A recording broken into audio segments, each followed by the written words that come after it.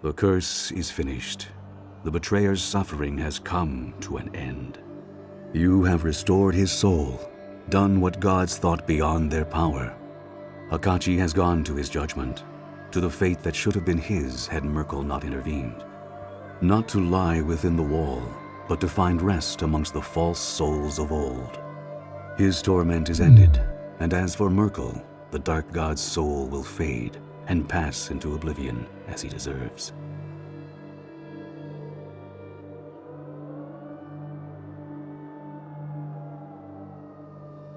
She knew from the beginning that her lover was lost to her, even if she saved him. Where Akachi has gone, the Founder cannot follow. Upon her death, the Founder's soul will pass to Sofia, as will her knowledge.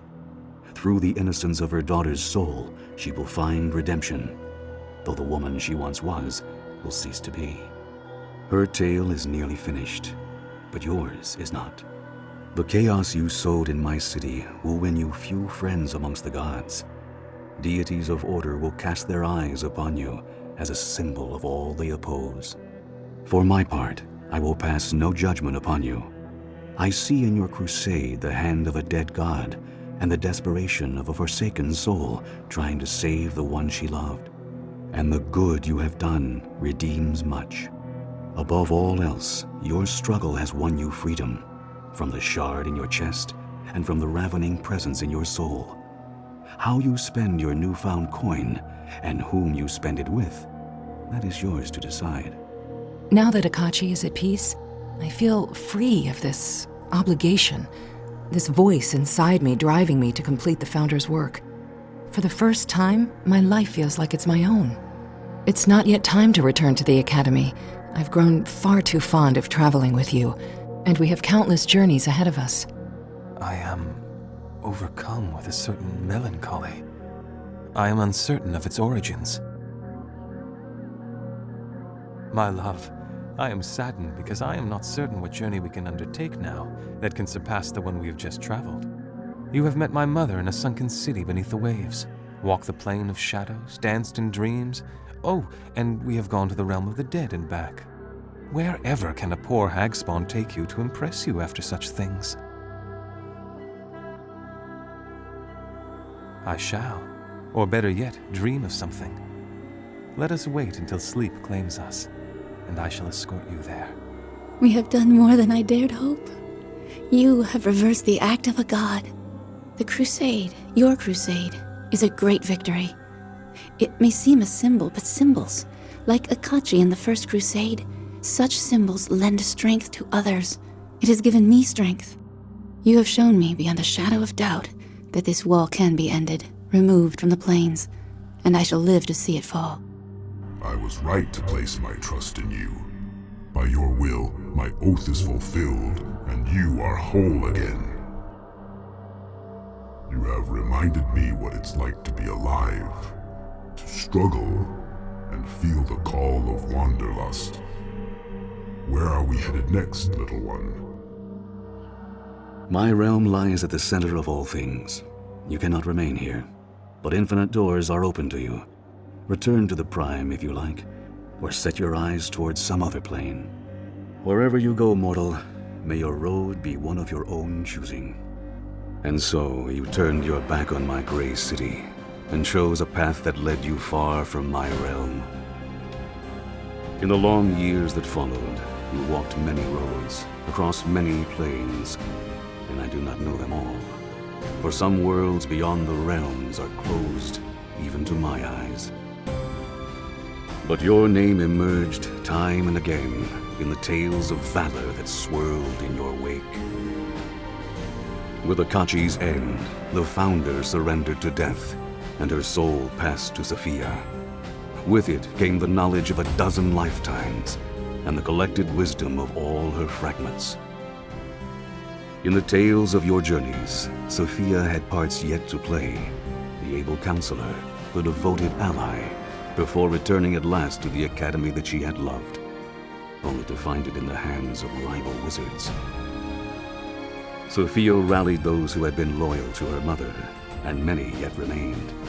With the magic of the Founder at her call, she drove her rivals from the academy and took her mother's place as headmistress. The Academy of Shapers and Binders remains an anomaly amongst the Red Wizards, a school where magic is studied for its own sake, where those who plot against their fellow wizards are cast out, and slavery has no place. It is a quiet but increasingly powerful force for change in the nation of Thay. Gan of Dreams remained at your side, his name linked forever with your own. Within the realm of dreams and without, you were rarely apart, and Gan's love remained true, a fact that might have surprised him before you first met.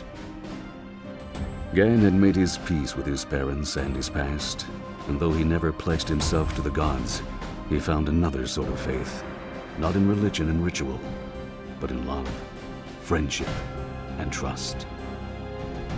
Kaelen the Dove left your company, intent upon continuing her crusade against the wall.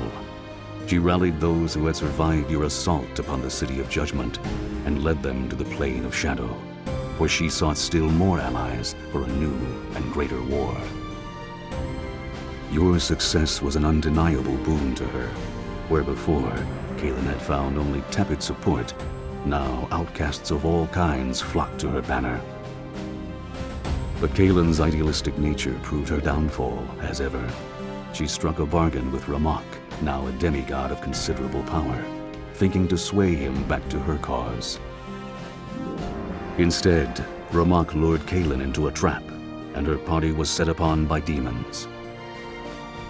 Though Kaelen escaped, her siblings did not, and the other members of the menagerie were dragged screaming into the abyss. Defeated at last, Kaelen returned to her grandfather's court a broken woman. It is said that she never spoke again, lest her words lead others to their doom. Oku, god of beasts, followed you for a time, but the doom of his race weighed heavily upon him.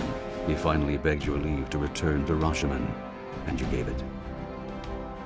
You never saw him again, though the Rashemi believe that he slumbers peacefully in his barrow. And years later, when a host of Thayans crossed the river Mulsantir to invade southern Rashomon, it is said that a great bear spirit led an army of beasts against them. The invading Thayans were crushed, and not a drop of Rashemi blood was spilled.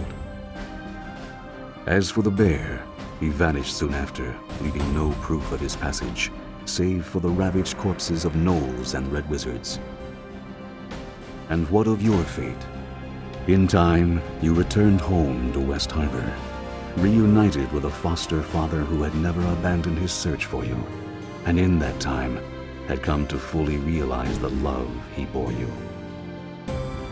It was there, upon the village green where your adventures began, that you and Gan were married, in the presence of those old friends who yet lived. Kelgar Iron Fist, Nishka the Rogue, Bevel Starling. These and many others stood in respectful silence as you spoke the words that would join the two of you together. Whether you would settle in the place of your birth, or depart once again to seek a greater legacy still, that story is yet to be told.